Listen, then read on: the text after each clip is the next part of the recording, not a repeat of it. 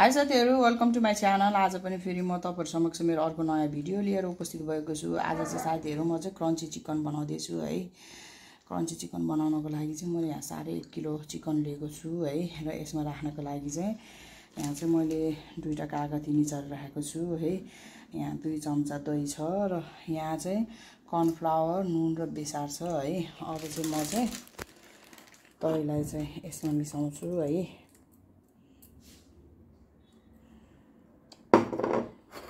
कागती पनि राख्छु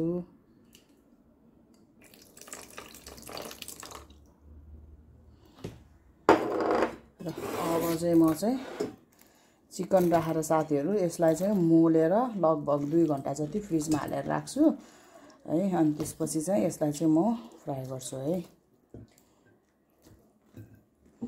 र यो मोलेर राखेपछि चाहिँ यसलाई आवश्यक पर्ने फेरि अर्को मसला पनि रेडी गर्नुपर्छ साथीहरु है।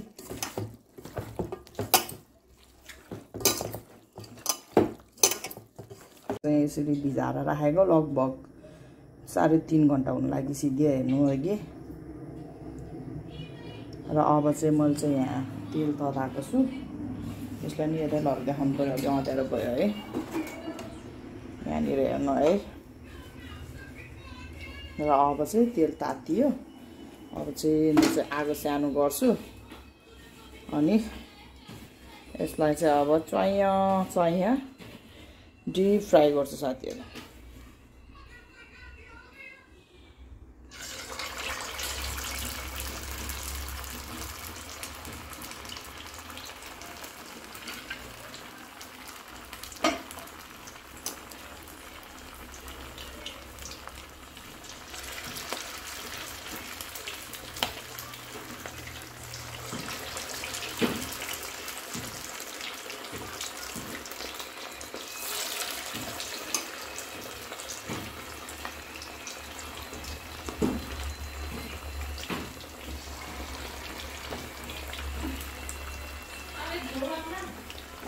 बाहिर उडायो त्यसलाई।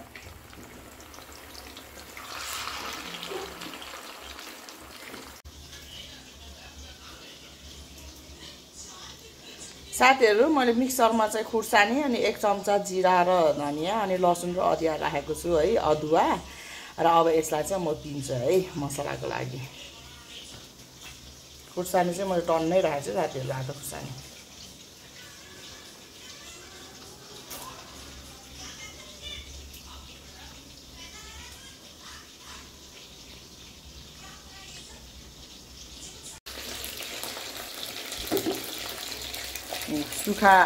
सुक्खा मसला पनि साथीहरु रेडी भयो हेर्नु है। मैले यहाँ राखेको छु। यहाँ मैले प्यान पकाउनको लागि राखेको छु र यता चाहिँ चिकन चाहिँ रातो रातो हुँदैछ। त्यही भएर यसलाई चाहिँ म अब एकचोटि यसो चलाइदिनु पर्यो है।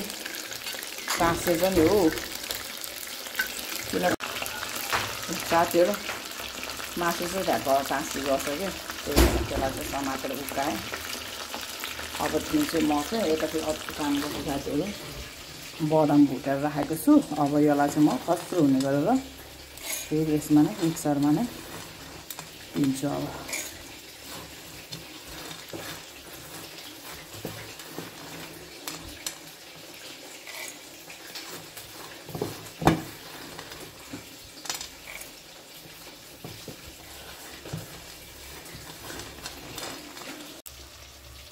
साथीहरु मैले चाहिँ थोरै तेलमा चाहिँ अलिकति सुक्खा मसला चाहिँ म अब भुट्छु साथीहरु है। किनभने यो तेल चाहिँ तेल तातो छ नि त।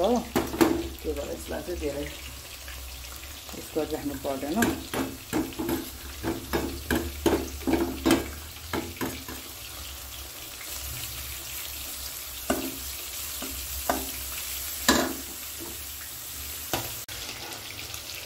साथी बिरो भयो। यो मसलाको चाहिँ यसरी भुट्ने है।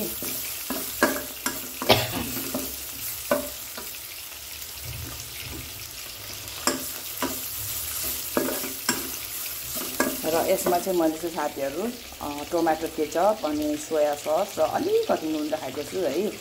अब यसलाई पनि चाहिँ म यसमा नै राखिदिन्छु साथीहरु है।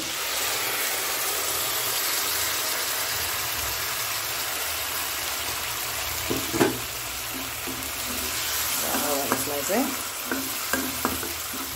म धुछु है। र यसमा साथीहरू स्पाइसी सस पनि राख्न सक्नुपर्छ हुन्छ है तपाईँहरूले। म पिरो भएको मलाई चाहिँ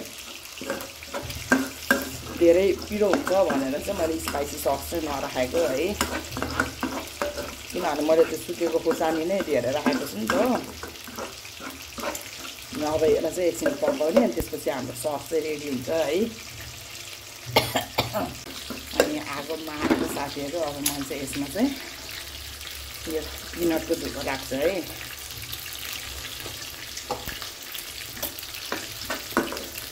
यो राखेर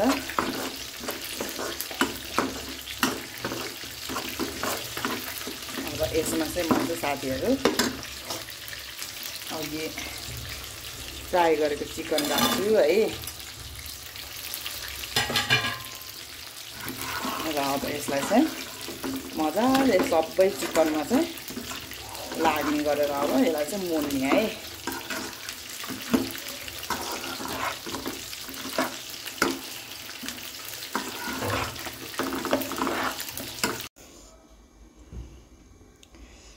साथीहरू मैले चाहिँ पछि बनाएको ससमा चाहिँ चिकनलाई चाहिँ मोलेर हेर्नु रेडी गरिसकेको छु है। आजको हाम्रो स्पाइसी चिकनको रेसिपी सहित चिकन चाहिँ रेडी भयो साथीहरू, हेर्नु।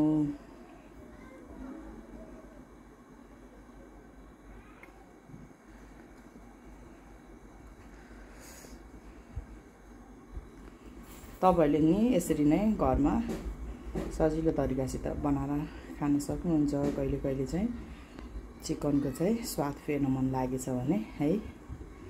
एकदम मिठो भएको छ। अघि चाहिँ मैले नुन चाख्नको लागि एउटा खाएको थिएँ, टक्क टुक्क दामी भएको छ साथीहरु।